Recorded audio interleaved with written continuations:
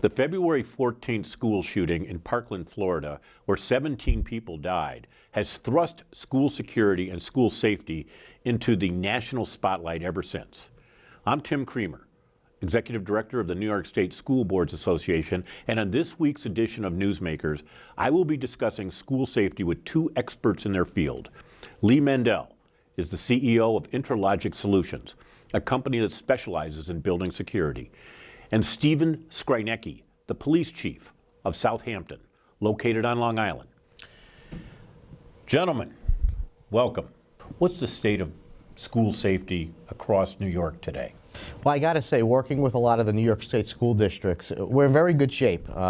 After these events happen, after Sandy Hook happened, I always say things change. People contact us and say, what can we do to improve? How can we get things better?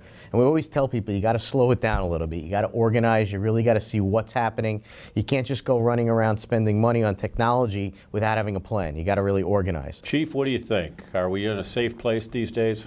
I think we are. We are clearly in a state of heightened awareness, heightened concern. The last couple of events have clearly brought us to new levels of concentration on how we approach these issues. I think chiefs across the state right now, myself included, are probably more connected to their school districts than ever before.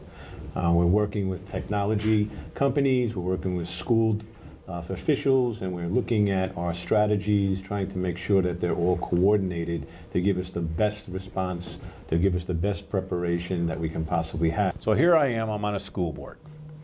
I got to make sure that my schools are safe, that my community believes we're doing everything we can to make sure that these are safe. I have a budget to pass come May. I have a variety of competing interests. What are the hardest decisions I'm going to have to make in the next few months? Well, I think the biggest thing is getting the board and getting the community to calm down as much as they can, because everyone's reacting to what just happened. Anything you would add to that? I would suggest you invite your police chief or police chief's representative to attend that conversation. Find out what he or she is concerned about. Find out how your different networks will operate together.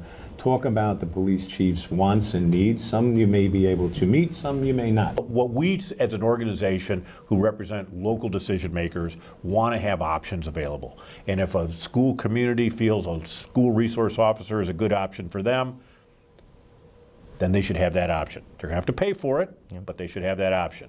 And we should try to make that as available as possible. Then the question is, well, should that school resource officer be armed or not? What's you guys take on school resource officers? I think the more resources you have, the better. But I think it's more of a comprehensive approach. I think that's one tool in the tool belt. I don't think there is one particular answer to that question. I think each school district needs to contemplate that and look at their climate.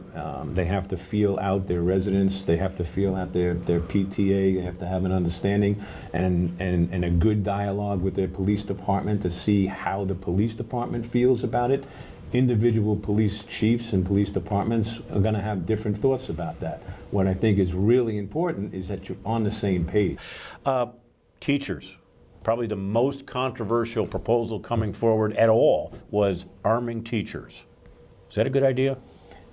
I have to say, on a personal level, I'm very, very cautious of that. I wouldn't say that I'm totally against it, but I probably lean a little in that direction. I think you're coming to school as a teacher, you should be focused on teaching. That should be your priority. I don't like the idea of making school security a teacher's responsibility. We had done everything you wanted us to do, both from a law enforcement perspective, a technology perspective.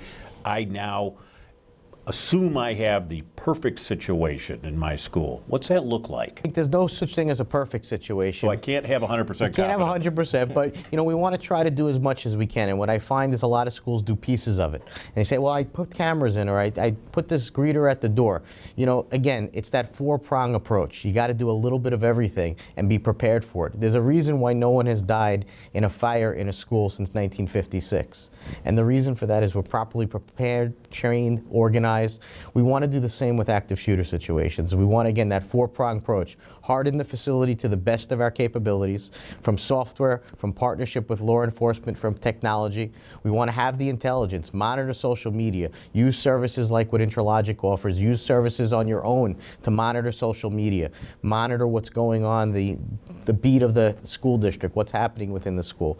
Know what the response is going to look like. Partner with your law enforcement. Know what that response is going to be like. How can we make it as efficient as possible? How can we collaboratively join forces with the police department to make that response easy? And train, train, and train again. If you do all four of those multifaceted approaches, a multi-pronged approach, you're really going to secure the school to the best of your capabilities. Anything you would add to that, sir? He summed it up quite well, actually.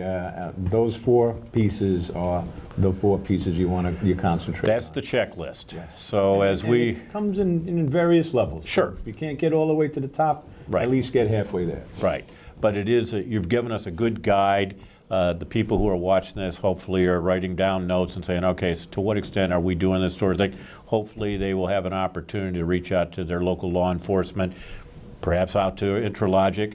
I think that you guys have provided us with extraordinarily good information here in a very timely period when this is what school boards are talking about. We're going to have to do something here to make sure that we have the safest schools possible.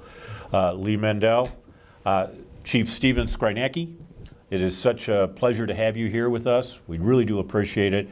Perhaps we'll get a chance to get back together again sometime under better circumstances, when everybody is safe and sound and we haven't had a school shooting in a long, long time. That'd be nice. Thank Thank you so much. Thanks to my two guests for discussing this very important topic of keeping our schools safe and secure. And I will see you next time on another edition of Newsmakers.